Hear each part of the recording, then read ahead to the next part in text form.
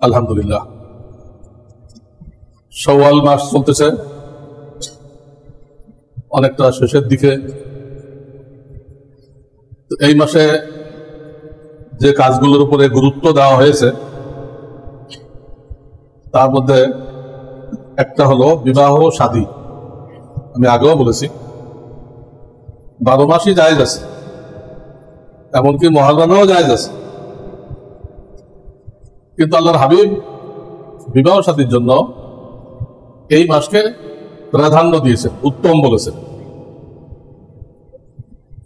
কাজেই যাদের বিবাহ শাদী করার দরকার তারা চেষ্টা করবে এই মাসের মধ্যে করে ফেলতে। গতকাল আমার কাছে এক লোক আসছে মাসআলা জিজ্ঞেস করতে। কি মাসলা? যে এক জায়গায় বিবাহ ঠিক হয়েছে, এখন আংটি পরায় রাখবে, 4 বছর পরে বিবাহ পড়ানো হবে। এটা বিদেশি কালচার আর কি, এঙ্গেজমেন্ট বলে মনে হয়, এঙ্গেজমেন্ট। ইসলামে এর কোনো স্থান নেই।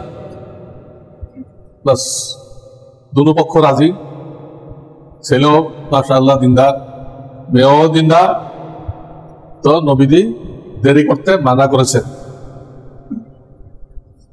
আলী থেকে রাদিয়াল্লাহু তাআলা হাদিস, সালাসাতুল লা তুখির, আলী 3টা কাজে দেরি করবে না। একটা এই পাত্র পাত্রী দুটো পক্ষই একমত, দিনদারির উপরে খুশি, দেরি করার দরকার নেই। যখন আলোচনা হয় তখন এই একজনের আরেকজনের প্রতি আকর্ষণ সৃষ্টি হয়। তো তাৎক্ষণিক যদি বিবাহ না হয়, আলোচনা ফাইনাল হওয়ার পরে, তাহলে তারা বিভিন্নভাবে গুনাহ করে। টেলিফোনে কথা বলে, এটাও তো গুনাহ। দেখা সাক্ষাৎ করে, এটাও গুনাহ। ছেলে গিফট পাঠায়, এটাও গুনাহ। অনেকগুলো গুনাহ দরজা খুলে দেয় দেরি করলে। এই জন্য সিদ্ধান্ত যখন হয়ে গেল এখানে হবে, দেরি করা যাবে না। আমি সেই লোকের বললাম যে এটা জায়েজ হবে না, যখন আপনারা দুটো পক্ষ একমত হয়েছেন তো দ্রুত অল্প সময়ের মধ্যে বিবাহ পড়াই দেন। এটা ইসলামী শরিয়ত। নবীজি সাল্লাল্লাহু আলাইহি ওয়াসাল্লাম অন্য হাদিসে বলেছেন যে এরকম দিনদার পাত্র পাত্রী পাওয়া গেলে যদি তোমরা বিবাহে দেরি করো, অনেক বিশৃঙ্খলা দেখা দিবে, বিপর্যয় দেখা দিবে। আমি একটু আগে ব্যাখ্যা করলাম, এই গুনাহ চলতেই থাকবে, ঠেকানো যাবে না। যাই হোক, এটা একটা মস্ত বড় ইবাদত। এই ইবাদত দ্বারা অর্ধেক দিনদারি পরিপূর্ণ হয়ে যায়, অর্ধেক দিনদারি পূর্ণ হয়ে যায়। এরা একটা অনুষ্ঠান মনে করা যে আমার ফুর্তির একটা অনুষ্ঠান, এটা গলত জিনিস। যদি শুধু ফুর্তির অনুষ্ঠান না, তো বোঝাই দেয় আল্লাহর হাবিব মসজিদে করতে বলছে, মসজিদে করো, কোনো হলে না, এবং জমার দিন চেষ্টা করো। তো একে তো এটা আল্লাহর হুকুম, যে আল্লাহ মানব জাতিকে, সমস্ত প্রাণীকে সৃষ্টি করেছেন, তার হুকুম। সৃষ্টি যা হুকুম তার, আর কারোর হুকুম চলবে না। আমাদের তো গণতন্ত্র দিয়ে চালানো হয়, এই ঘানি আমাদের টানতে হচ্ছে। ইংরেজরা যখন এদেশ ছেড়ে চলে যায়, এটা আমাদের কাঁধে দিয়ে গেছে। এর আগে গণতন্ত্র নামে এই অশুভ জিনিস আর ছিল না। প্রচুর আয়াত গুনে দেখতে হবে যেটা গণতন্ত্রের বিরুদ্ধে। আল্লাহ বারবার বলছেন, আমি যে মানুষ তৈরি করছি, এর অধিকাংশ মানুষ জ্ঞান বুঝ রাখে না, বেকুব। গণতন্ত্র বলে অধিকাংশ মানুষ যা বলবে ওটা রাইট, তাহলে বেকুবরা যা বলবে ওটা মানতে হবে। গণতন্ত্র কুফরিতন্ত্র। নির্বাচন আরো জঘন্য। নির্বাচন কি? আপনি লক্ষ লক্ষ টাকা ইনভেস্ট করবেন মিছিল বের করার জন্য, ট্রাক ভাড়া করার জন্য, তারপর হয়তো পাস করতেও পারেন, নাও পারেন।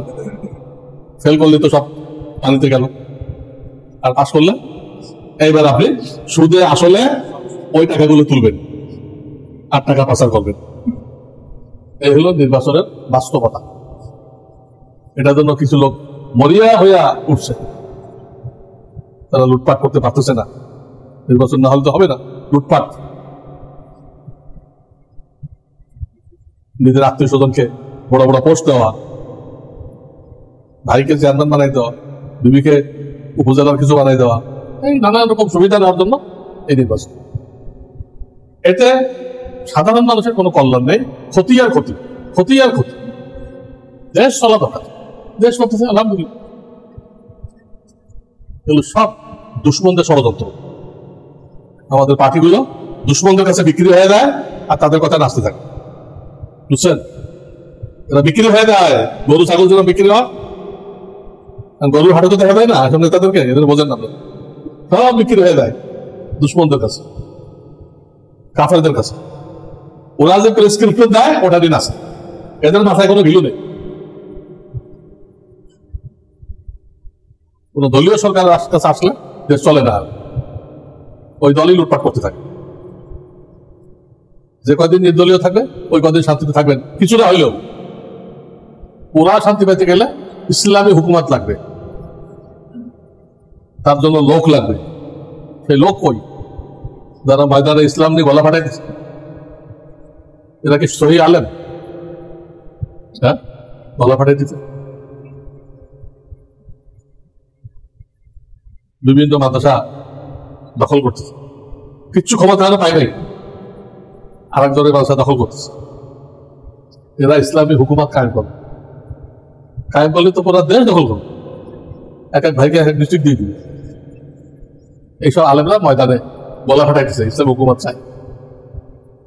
লম্বু আহমদ, এই আহমদের কথা বিশ্বাস করবে। আগে তোমার ভিতরে ইসলাম আছে কিনা?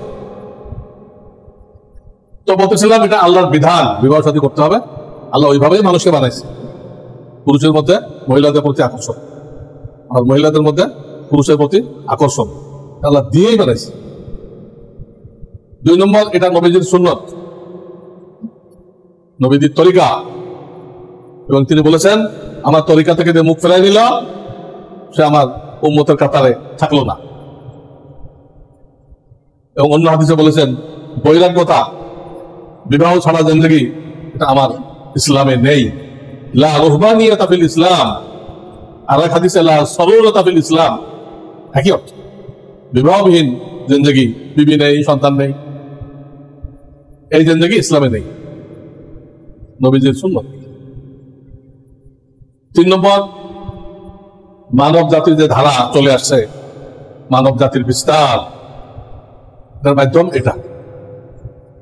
এই ধারা বহাল রাখার বৈধ মাধ্যম কি? বিবাহ।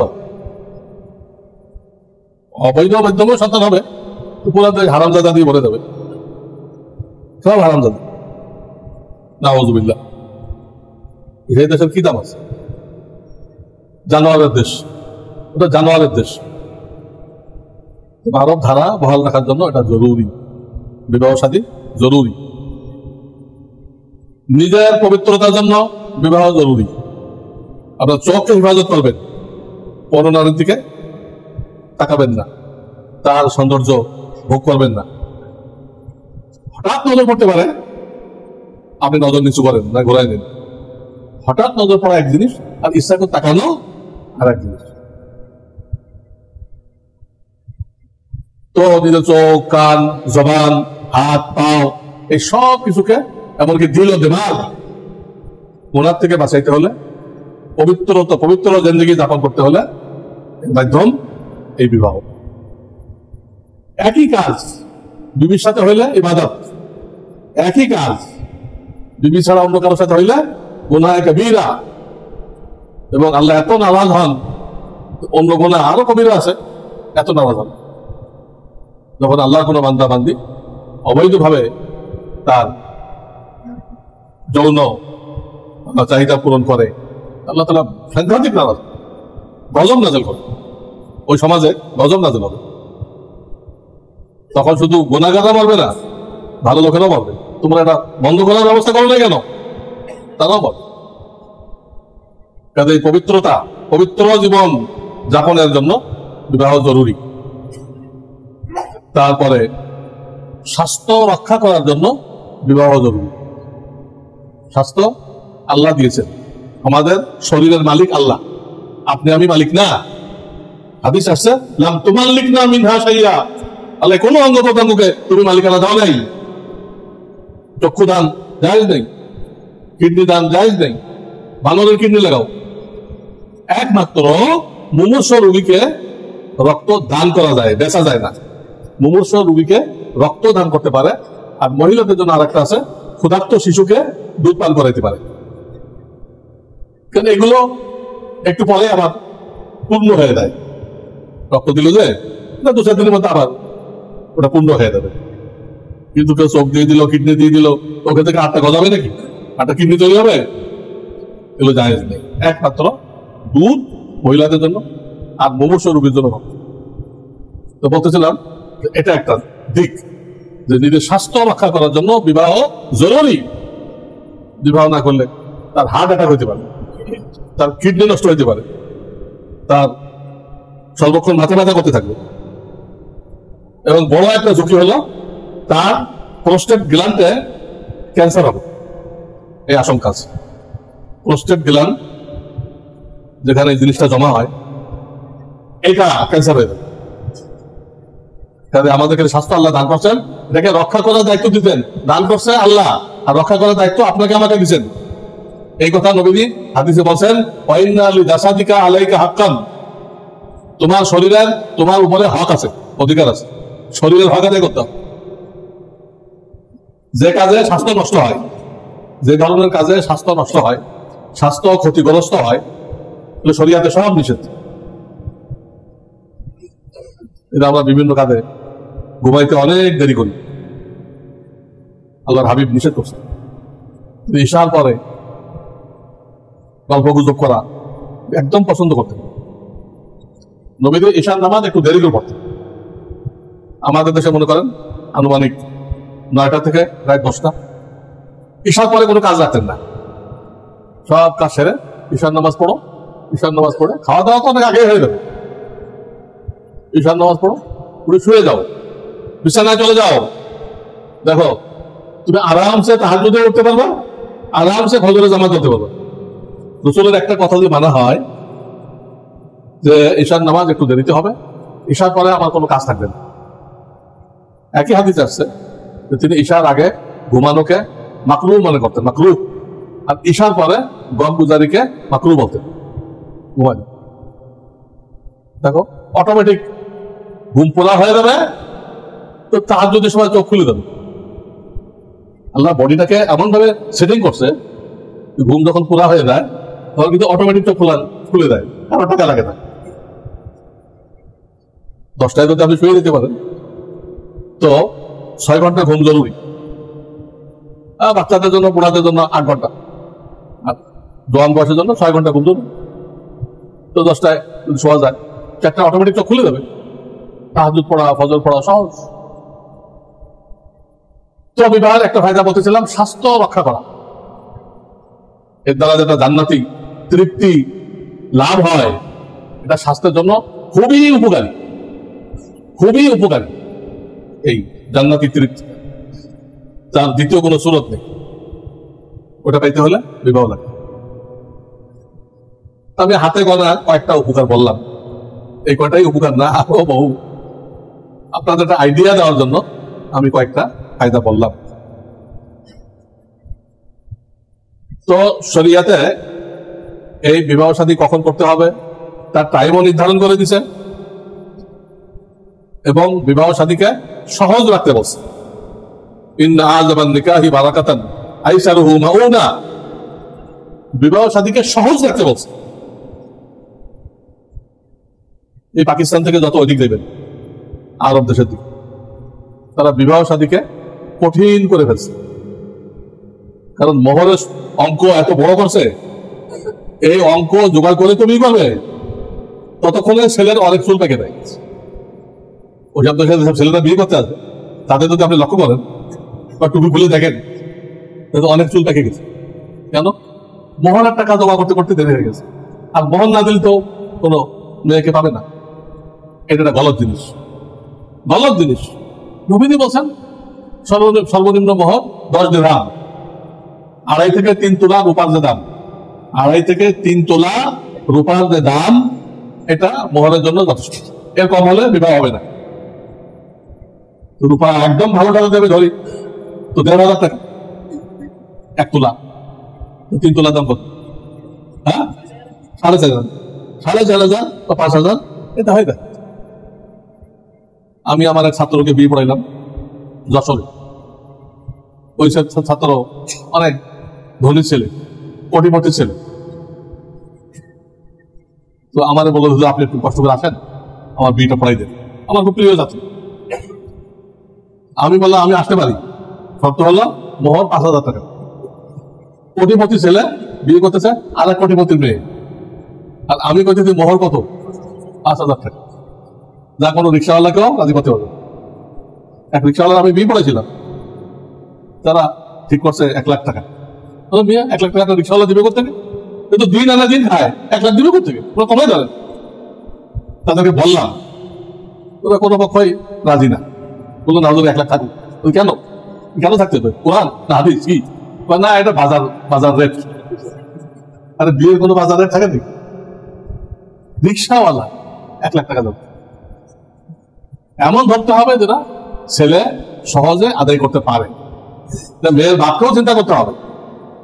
আমি একটা ছেলের কাছে মেয়ে বিয়ে দিচ্ছি মানে কি, ওই ছেলেটা মানে মেয়ের জামাই যে সে আমার ছেলে, মেয়ে বিয়ে তারপর আমার কি হবে? ছেলে হবে।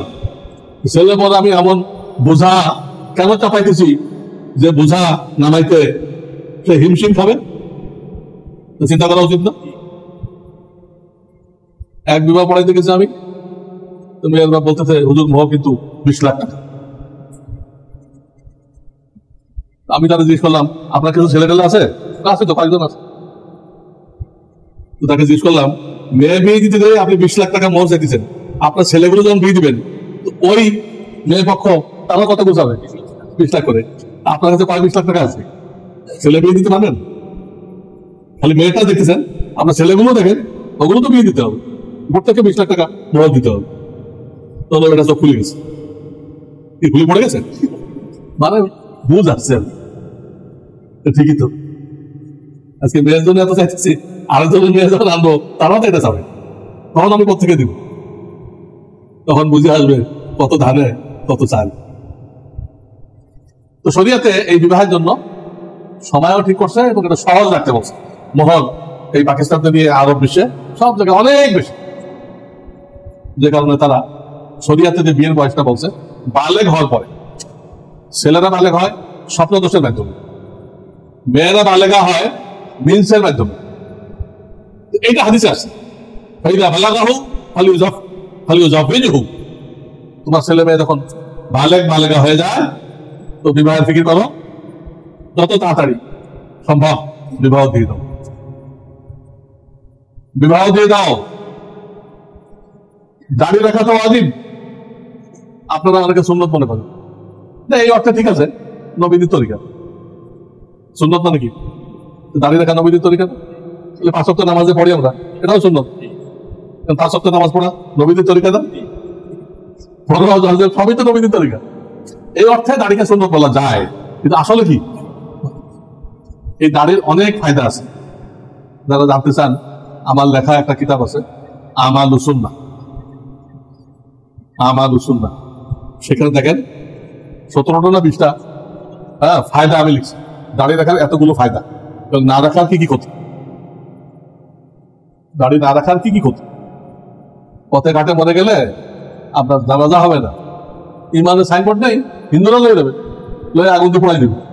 দুনিয়া থেকে জাহান্নাম শুরু হয়ে গেল, কাফেরদের দুনিয়া থেকে জাহান্নাম শুরু হয়ে গেল।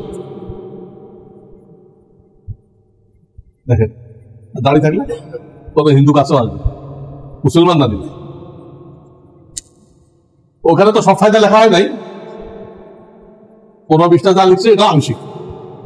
একটা ফায়দা এই দাঁড়ি যে তার বাপ মা বুঝবে আমার ছেলেকে বিবাহ দেওয়া দরকার, এটা ওয়াজিব, রাখা ওয়াজিব। কিন্তু ফায়দা কি? তবে কিতাবটা পড়তে পারলাম, ওই কিতাবের বাইরে একটা বলতেছি দাড়ির ফায়দা হলে, দাড়ি নিয়ে ছেলে যখন বাপের সামনে আসবে তো ছেলে চেহারা বাপে থাকবে, এটাও সাথে সাথে মাথায় আসবে, আরে ছেলে তো বিয়ের বয়স হয়ে গেছে।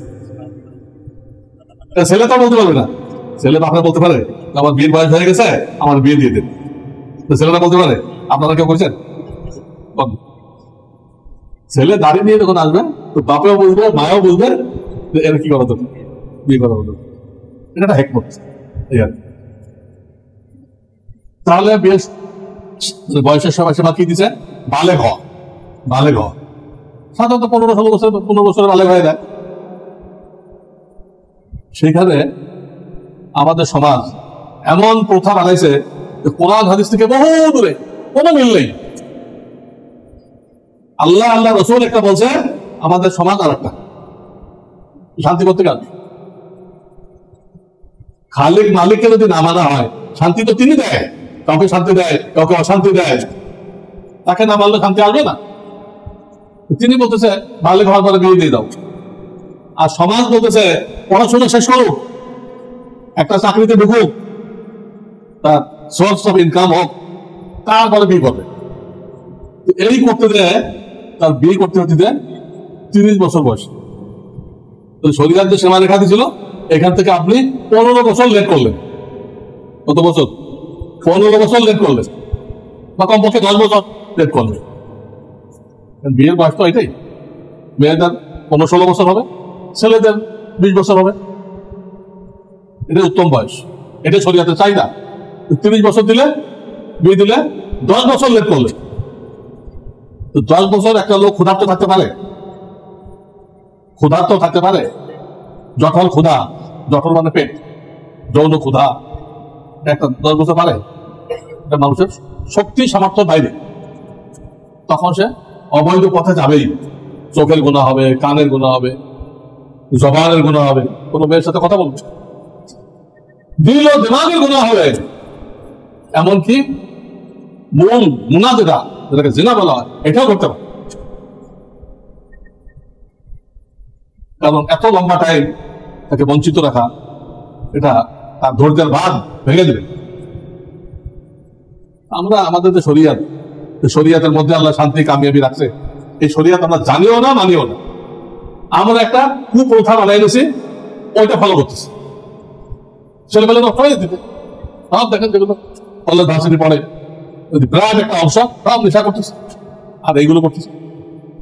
যা আইন ছিল, মহিলা হলে সন্ধ্যার সময় গেট লাগাই দিবে, হ্যাঁ, এটা তো তসলিমা নাসরিন আন্দোলন করে ওই আইন উঠে দিচ্ছে। আর মহিলারা সারা রাত দেয়,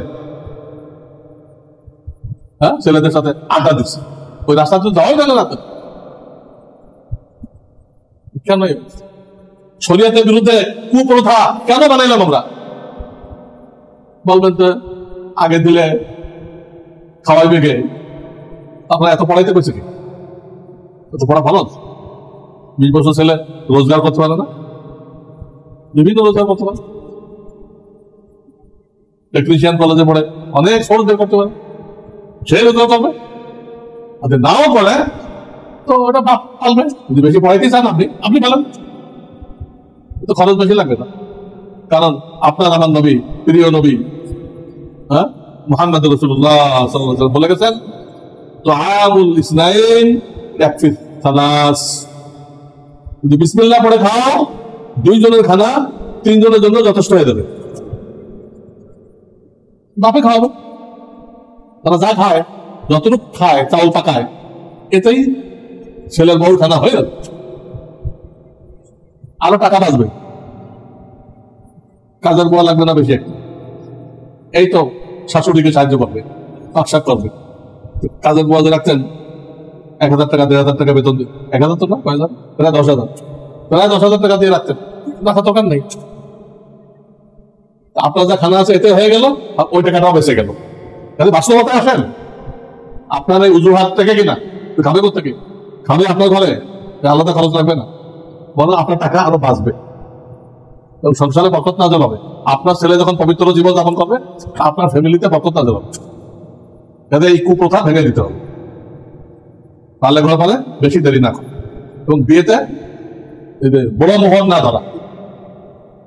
কোনো বিয়ে শুনি মোহর ধরলে 5 কোটি টাকা, বিয়ের মোহর নাকি 5 কোটি টাকা। কামাইবে কবে আর দিবে কবে? মাথা খারাপ হয়ে গেছে। মোহর ছোট করে ধরতে হবে, সহজ রাখতে হবে, এবং কোনো অপচয় করা যাবে না। এই যে গেট ভাড়া এ করে ও বলে অনেক অপচয় করে। গায়ে হলুদ আরো কি কি চিনি আছে, কি চিনি জানো? হ্যাঁ, পান চিনি, কয়েক রকম চিনি আছে। কি এগুলো? কোনো চিনি তো শরিয়াতে নেই। বিয়ে উপলক্ষে কোনো চিনি শরিয়াতে বিয়ে পড়াইতে উঠাই দাও। একদিন বিয়ে পড়াই দেবে, 6 মাস পরে উঠাই দিবে। এবং তার এরপরে তো আসলো কোথেকে? নবীজি হযরত ফাতেমাকে বিয়ে দিয়েছেন। ওই তো রাত্রে নিজের দাসীকে দিয়ে ফাতেমাকে হযরত আলীর ঘরে পৌঁছাই দিচ্ছে। ওই দিন আলাদা অনুষ্ঠানের দরকার। তো যাই হোক, কিছু কথা বললাম, আল্লাহ তৌফিক দিলে আরো কিছু বলা হবে। আমি দেখাইতেছিলাম শরিয়াতের সাথে আমাদের সমাজের মিল নেই, আর আমরা শরিয়াত থেকে সমাজকে প্রাধান্য দেই। আমাদের অবস্থায় ঈমান কমজোর হওয়ার কারণে সমাজকে প্রাধান্য দেই। সমাজ কি বলবে? সমাজে আমার নাক কাটা যাবে। আরে শরিয়াত মতো চলে দেখেন, তারপর হাত দিয়ে দেখেন নাক আছে না নেই। শরিয়াত মতো চলেন, চলে হাত দিয়ে দেখেন আপনার নাক আছে তো নাক কাটা গেছে। ফালতু সব শয়তানে চালু করছে, আর আমরা শয়তানের গোলামি করতেছি। আল্লাহ আমাদেরকে শয়তানের গোলামি থেকে মুক্তি দান করেন। ওয়া আখিরু দাওয়ানা আনিল হামদুলিল্লাহি রাব্বিল আলামিন।